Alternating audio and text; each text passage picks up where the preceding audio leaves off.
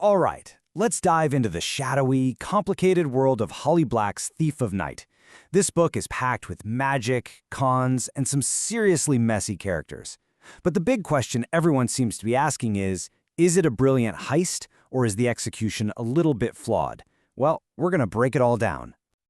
So to really get this, you have to wrap your head around the core idea. And it's a wild one.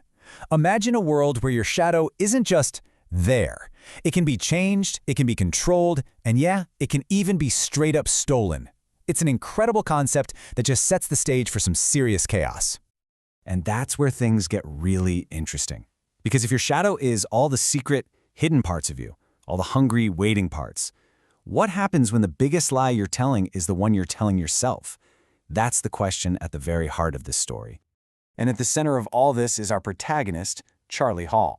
She is whip-smart, an amazing con artist, but her real specialty? Making one bad decision after another. She is messy, she is flawed, and that's exactly what makes her so fascinating to follow. Okay, so let's get into the plot. And I'll tell you right now, don't think of it as a simple, straightforward story.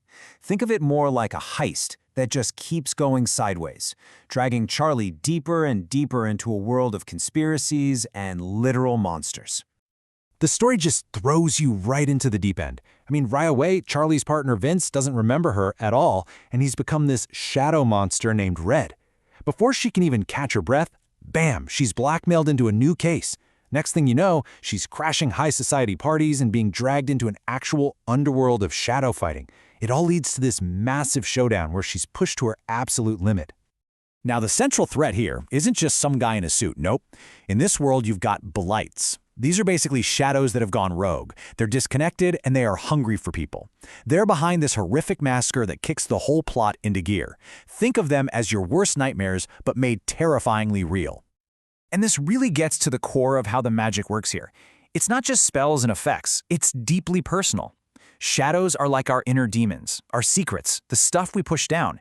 This ties directly into the character's own struggles, especially with Red, who's this sentient shadow trying to figure out who he is without any memories.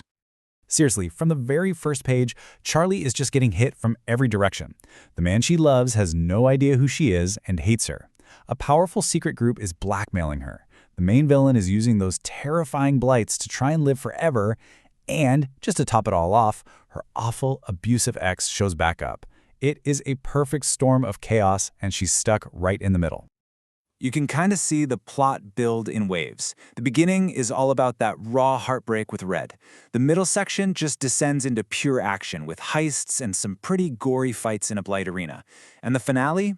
It all comes down to Charlie being Charlie, using her skills as a con artist for one last super clever misdirection. It's a real ride.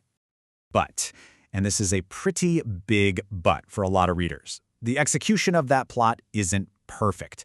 Even though the ideas are amazing, the plot itself starts to feel a bit wobbly. The pacing can feel off, kind of choppy, and it's juggling so many different storylines that it's easy to feel a little lost. So that brings us to the final verdict. Let's look at where this book is absolutely brilliant and where its own blights or flaws start to creep in. The reactions to this book are really a tale of two different things. On the one hand, pretty much everyone agrees the character work is fantastic. Charlie is super complex, the writing style is beautifully gothic, and Red's whole journey is a major highlight. But on the other hand, the biggest critique is aimed right at the plot. A lot of people feel it's a bit shallow, the pacing's all over the place, and that cool magic system, it's left feeling a little vague and underdeveloped. And you can actually see this split in the data. Reviewers on NetGalley, for example, rated the twists super high, like 4.5 out of 5. People love the surprises. But the overall plot structure, that rating drops down to a 3 out of 5. It shows that while the individual moments are killer, the whole thing doesn't always feel logically sound. And this isn't just one site's opinion. You see this pattern pretty much everywhere. Goodreads lands at a solid 3.9.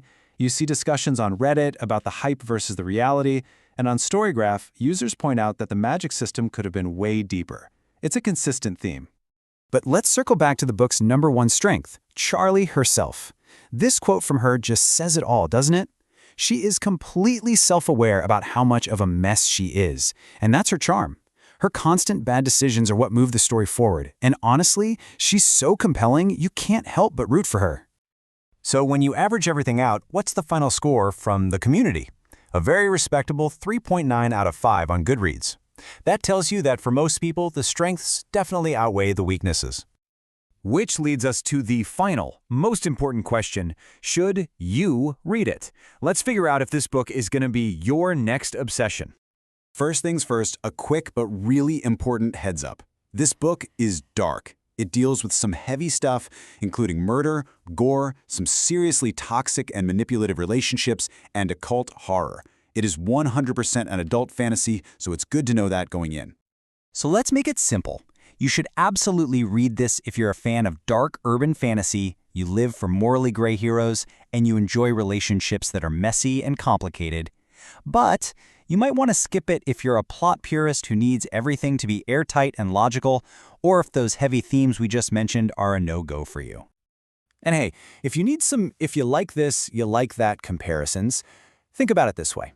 If you loved the dark academic magic of Ninth House, the clever heists of Six of Crows, or that gothic fairy tale vibe from One Dark Window, then yeah, Thief of Night is probably going to be right up your alley. And in the end, it all boils down to this one question. The consensus is pretty clear. The characters are brilliant, but the plot is wobbly. So the decision for you is this: for a character as compelling and fantastic as Charlie Hall, can you forgive a flawed execution? That's really the heart of it.